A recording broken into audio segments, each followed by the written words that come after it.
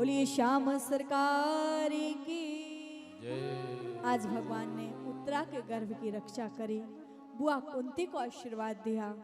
बुआ कुंती को आशीर्वाद देने के बाद में भगवान कुछ दिन और हस्तिनापुर में रहे। एक दिन की बात, भगवान कृष्ण बैठे हुए थे, और जब भगवान कृष्ण बैठे हुए थे तो उस समय की बात है, भगवान कृष्ण की आंखों में अश्रुधारा बह रही थी। जैसे ही देखा तो युधिष्ठिर जी महाराज ने पूछा, कन्हैया सारी दुनिया है कि वो आपके लिए रुदन करती है, और कन्हैया आप किसके लिए रुदन करते हो? तो भगवान ने कहा, युधिष्ठिर जी से बोले, आज मुझे उन पितामह भीष्म की याद आ, जो 56 दिनों से बाणों की सैया पर लेटे हुए हैं, वो पितामह की याद आ रही है। आज पांचों पांडवों को लेकर के भगवान पितामह भीष्म के पास में गए, और जैसे ही पितामह भीष्म के पास में पहुंचे, पितामह भीष्म से कहा, जाकर के सबसे पहले अर्जुन ने पितामह भीष्म को प्रणाम किया, और पितामह को प्रणाम करके अर्जुन बोले, पितामह मेरा प्रणाम स्वीकार कीजिए। पितामह ने कहा, अर्जुन तुम अकेले आए हो, उस कन्हैया को लेकर के नहीं आए?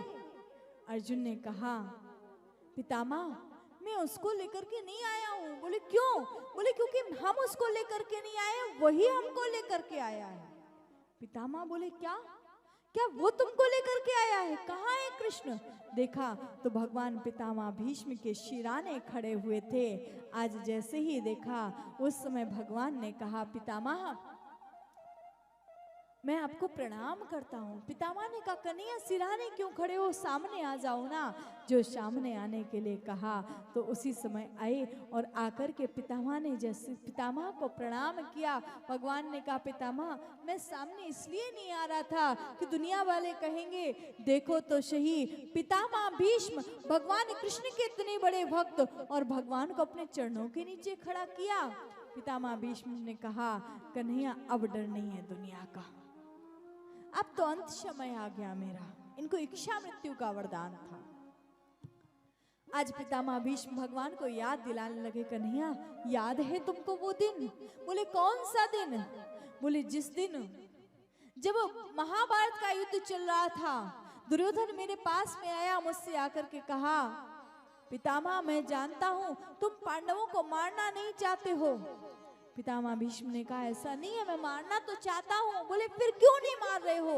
तो कहा, पांडु सुत सेना को चवेनों से बुलाए दे तो, 20 अकेलो एक भीख मंगवाब तो, बस्तो न को मोद मस्तो सुयोधन को, 3 लोक के ताही पे महान जैसे छाव तो, तृण सेन सूल सेना जाने जाके पांडु सुत। बोले कब?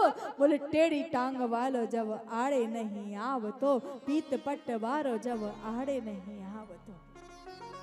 पांडवों को तो चने की तरह भून देता, लेकिन कब?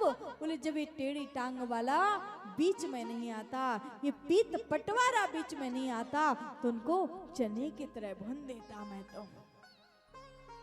उस समय पितामह भीष्म ने एक प्रतिज्ञा करी कि कल मैं या तो कृष्ण से शस्त्र उठवाऊंगा, कृष्ण की प्रतिज्ञा को तोड़ूंगा, या 5 पांडवों में से किसी एक का प्राणांत करूंगा। आज भगवान ने अपने भक्त की प्रतिज्ञा को रखने के लिए, भगवान कृष्ण जब महाभारत का युद्ध चल रहा था, चारों तरफ से बाणों की बौछार हो रही थी, और चारों तरफ से जैसे ही बाणों की बौछार देखी, उसी समय आए कन्हैया, और भगवान रथ से नीचे उतरे और कूद करके रथ के टूटे हुए पहिए को उठाया। सारी पृथ्वी कांपने लगी, भगवान ये क्या कर रहे हो? आप अपने वचन को तोड़ रहे हो। भगवान ने कहा, पृथ्वी मैया अपना मान टले टल जाए, पर भक्त का मान ना टलते देखा, भक्त का मान नहीं टलने दूंगा। जैसे ही कहा, आज आए, आकर के भगवान ने उस टूटे हुए पहिए को उठाया, और भगवान भीष्म पितामह की प्रतिज्ञा की रक्षा करी।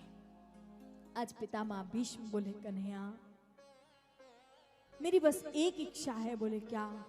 आज बड़ी दिव्य स्तुति करी पितामह भीष्म ने, और कहने लगे कि इतिमति रूपी कल्पिता वितृष्णा, भगवती सात्वती पुंगवे विभूमि, स्वसुख मुप्य गति क्वचे दुयर्तुम, प्रकृति मुपेयशु भाव प्रवाह।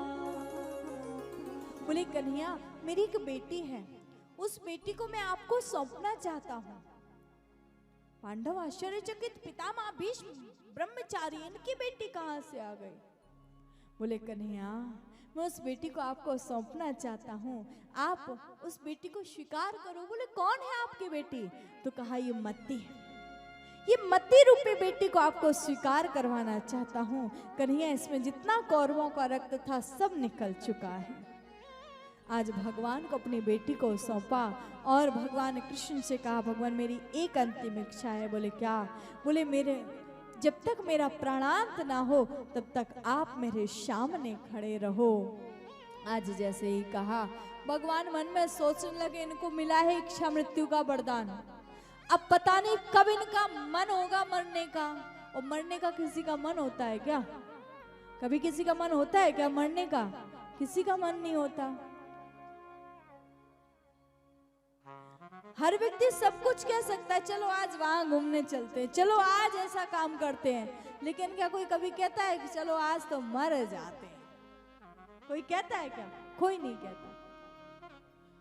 सच बात है, क्योंकि ये जीवन जीना, जन्म और मरण, ये दो चीजें उसके हाथ में है। लेकिन पितामह भीष्म को इच्छा मृत्यु का वरदान था। कहते हैं जब सूर्य उत्तरायण हुए, पितामह भीष्म का शरीर छूटा, भगवान ने इनका अंतिम संस्कार किया। कुछ समय तक भगवान वहां पर रहे, फिर भगवान द्वारिकापुरी के लिए प्रस्थान किया। पांचों पांडव भी महाप्रयाण के लिए चले गए। उत्तरा के गर्भ से जिस बालक का जन्म हुआ उसका नाम हुआ परीक्षित। परीक्षित जी के लिए राज्य सौंपा गया 15 वर्ष की उम्र में। परीक्षित जी महाराज राज्य करने लगे बड़े दिव्य ढंग से। एक दिन की बात, जंगल में गए। जंगल में जाकर के इन्होंने देखा कि एक व्यक्ति, काला काला व्यक्ति खड़ा हुआ है और उसके सामने एक बैल खड़ा हुआ है जो कि एक पैर पर खड़ा हुआ है, और वो काला काला व्यक्ति उस बैल के एक पैर को भी काटना चाह रहा है। परीक्षित जी ने जाकर के कहा भैया ये क्या कर रहे हो? मेरे राज्य में गौहत्या नहीं हो सकती, तुम इसको नहीं मार सकते हो। जैसे ही कहा तो उस व्यक्ति ने अपना परिचय दिया। बोले मैं हूं कलयुग, और कलयुग में ये जो बैल है ना, ये है साक्षात धर्म, और कलयुग में धर्म केवल एक पैर पर खड़ा हुआ है, लेकिन मैं इस धर्म का एक पैर भी काट दूंगा। इसीलिए आज जैसे जैसे कलयुग बढ़ रहा है वैसे वैसे धर्म पीछे होता चला जा रहा है।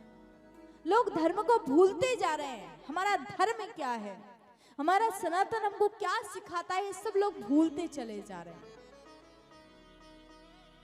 जैसे ही कहा, परीक्षित जी ने कहा नहीं ऐसा नहीं हो सकता, तुम मेरे राज्य को छोड़ करके चले जाओ। कलयुग ने कहा महाराज जहां तक सूर्य का प्रकाश है वहां तक आपका ही तो राज्य है, मैं कहां जाऊं? तो इसको 4 स्थान दिए। द्यूतम पाना मिस्त्रिया सोना, जहां पर द्यूत क्रीड़ा की जाती है वहां पर कलयुग का निवास होता है। जहां मदिरा पान किया जाता हो वहां कलयुग का निवास होता है। जहां वैश्यावृत्ति करी जाती हो वहां कलयुग का निवास होता है। ये 4 स्थान जब दिए तो कलयुग ने कहा महाराज ये तो सारे बेकार स्थान है, कोई एक आध तो अच्छा स्थान दे दो ना। तो बोले कौन सा स्थान चाहिए बताओ? बोले स्वर्ण में स्थान दे दो। कलयुग को सोने में स्थान दे दिया। एक भक्त ने प्रश्न किया कि भगवान ने कहा है कि धातुओं में मेरा निवास सोने में है,